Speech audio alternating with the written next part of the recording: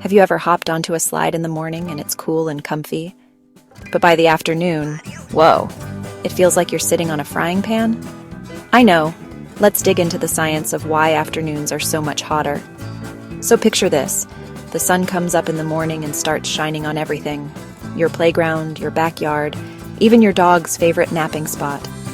But the ground, the air, and all the stuff outside don't get warm right away. It's like when you try to warm up soup in the microwave. It takes a bit of time, right? As the day goes on, the sun climbs higher in the sky, and it keeps pouring down its warm, golden rays. That's why, by the afternoon, everything has had hours to soak up heat. The ground and even the air get toastier and toastier.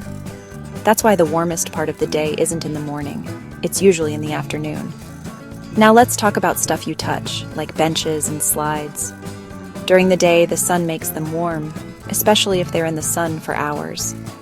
But at night, no more sunshine. Everything starts to cool off, little by little. That's why a bench can feel chilly in the morning. And here's something really cool. Different materials heat up at different speeds.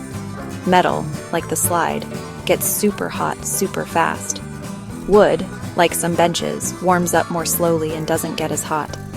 So if you ever wondered why your favorite slide feels like lava, now you know. Want to try a fun experiment? Grab a grown-up, a metal spoon, and a wooden block.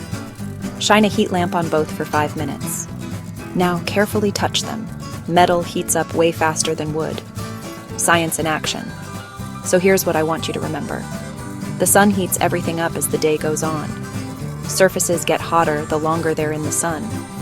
And at night, everything cools down, especially if it's made of metal. Next time you're at the playground, try touching the slide before you sit. You'll be a real heat detective. Stay curious, scientists.